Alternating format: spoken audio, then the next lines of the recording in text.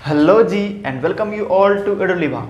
तो आज की क्लास में हम लोग देखने वाले हैं क्लास 10th एनसीईआरटी मैथ्स का एक्सरसाइज 9.1 का क्वेश्चन नंबर 13 का सॉल्यूशन। तो चलिए सॉल्यूशन को स्टार्ट करते हैं। ये क्वेश्चन क्या कहता है कि समुद्र जो होता है ना उसमें लाइट हाउस लगा हुआ है जिस पर से लाइट जाता है ताकि शिप्स वगैरह ना टकराए, कहीं सही से चले। तो उस लाइट हाउस से दो शिप उनके पास है जो एक लाइन में ही है। ये सी ऐसा उन्होंने कहा है एक लाइन में ही है, इसलिए मैंने ये हमारा शिप है और ये शिप है एक लाइन में, ठीक है, और सी लेवल पर ही होगा ना।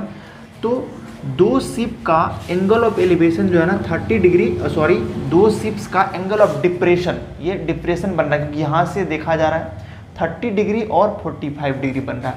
तो देखिए ये है 30 डिग्री क्योंकि कम एंगल और ये 45 बड़ा एंगल है, तो ये 30 डिग्री है। तो अल्टरनेट इंटीरियर एंगल से ये 30 डिग्री हो जाएगा क्योंकि ये और ये दोनों पैरेलल लाइन है, और ये एंगल है 45 डिग्री, तो ये बन जाएगा 45 डिग्री। ठीक है, आप समझ पा रहे हो। तो हमसे कहा जा रहा है कि इन दोनों शिप के बीच की दूरी निकालो, यानी कि हमें CD जो है ना, ये शिप है ये शिप है, इनके बीच की दूरी CD पता करना है। ठीक है, आप समझ गए ये 30 डिग्री और 45 डिग्री कैसे हुआ। और लाइट हाउस का जो हाइट है ना वो 75 मीटर दे रखा है। तो इसको सॉल्व करने का सिंपल सा आइडिया क्या है कि ABC ट्रेंगल में 10 लगा करके आप AC निकाल लो, और ABD ट्रेंगल में 10 लगा करके आप AD निकाल लो, और AD में से AC को घटा दो तो CD मिलेगा जो दोनों शिप के बीच की दूरी है। तो AB क्या है पहले लिख लेते हैं। लेट AB बराबर जो लाइट हाउस है तो उसका हाइट ऑफ लाइट हाउस है, हाइट ऑफ लाइट हाउस जो कि 75 मीटर दे रखा है, और ये एंगल और ये एंगल तो आपको पता चल गया कि डिप्रेशन से यहाँ से आ गया। तो हमें जो पूछा जा रहा है CD बराबर हमसे पूछा जा रहा है कि CD क्या है, दो शिप के बीच की दूरी है। तो जैसा कि मैंने कहा मैं दो ट्रेंगल जो दिख रहा है ABC और ABD, इनमें 10 लगाऊंगा जिस मुझसे मुझे AC और AD मिलेगा, AD में से AC घटाऊंगा तो CD मिल जाएगा।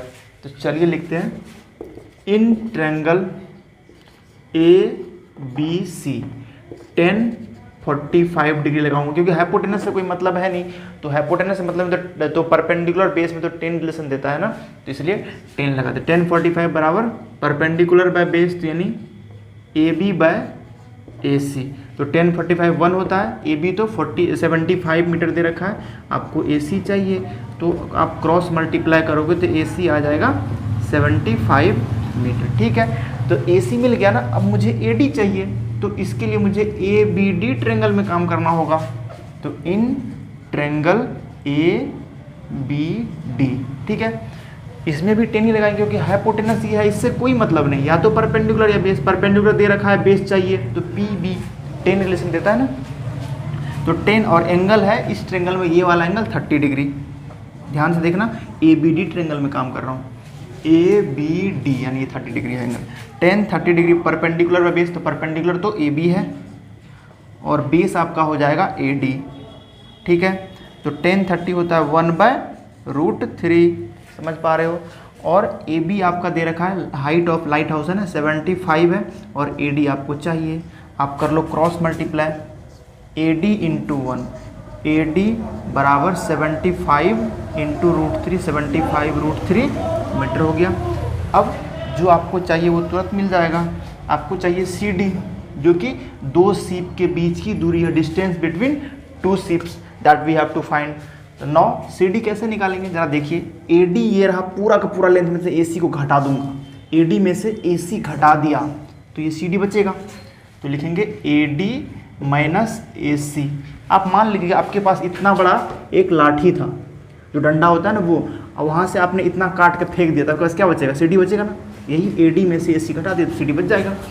ठीक है, तो AD हमारा है 75√3 और AC कितना है ये निकाला था ना, AC 75, तो उसमें से घटा देंगे तो 75 आप कॉमन ले लो, √3 और यहाँ पर कुछ नहीं बचा ना, तो -1 तो होगा ही ना, माइनस और 75 इंटू 1 लिख सकते थे तो 1 बचा। और यही है आपका आंसर, यानी कि 2 शीप के बीच की दूरी है। Distance between 2 ships are 75 into √3 - 1 metre. तो ये रहा आपके पूरे क्वेश्चन का सॉल्यूशन। आई होप कि मैंने आपको समझा दिया है। आप स्क्रीनशॉट ले सकते हैं और इस तरीके से आपका ये क्वेश्चन फिनिश हो गया। अगर आपको कुछ बताना है तो आप कमेंट करके बताइए। अगर आपको सॉल्यूशन समझ में आ रहा है तब भी बताइए, ताकि हम लोग इनकरेज होते हैं और फिर आपको बताते हैं। चलिए मिलते हैं नेक्स्ट वीडियो में। Thank you.